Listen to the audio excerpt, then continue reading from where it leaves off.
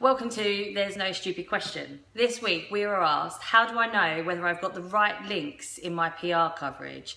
It's a really good question and we're going to explore what the right link really means. So I brought in a guest this week. Hello. This is Rik Turner. He's a digital marketing expert, but he specialises in search. So I'm going to hand straight over to Rik and I'm going to ask you the question. How do I know whether I've got the right link in my PR coverage? Well, so the right link is something that basically just is enhancing the user experience. So something that's additional information or relevant content that matches up with the coverage that they're reading. Okay, that makes sense. What about as a PR, if I want to try and improve search positions for my clients, what's the right link then? Okay, so there's a couple of things that, a couple of factors that determine whether a link passes value. And one of the main ones I'll go through in this video is the nofollow attribute. And so this is basically a tag that people can put on links to say whether the link should or shouldn't pass value. And this was developed by the search engines to try and eliminate web spam from people either just sort of buying links or spamming in comments and just trying to get as many links as possible. Right, okay.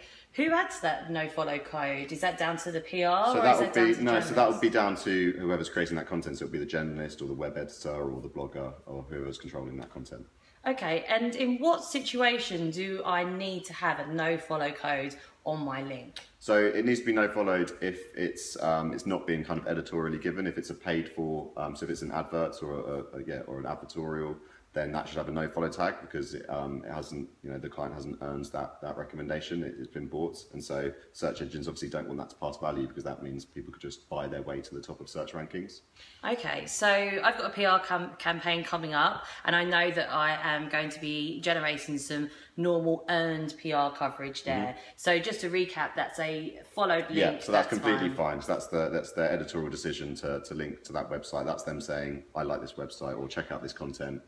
So that's completely fine to pass value. That's what he was looking for, yeah. And then I also have 2 advertorials that I'm running with bloggers. Now, do I ask the blogger to add the nofollow code? Yes, ideally, because otherwise you could risk your client being penalised by Google for trying to manipulate rankings by buying links. Goes against Google's guidelines.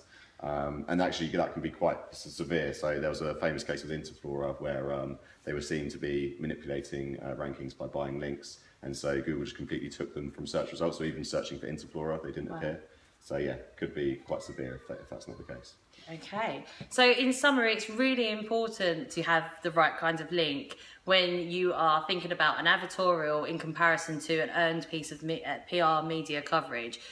So just to recap, an advertorial needs to have a no-follow link on, and an earned piece is fine to have a followed link. Thank you. Nice.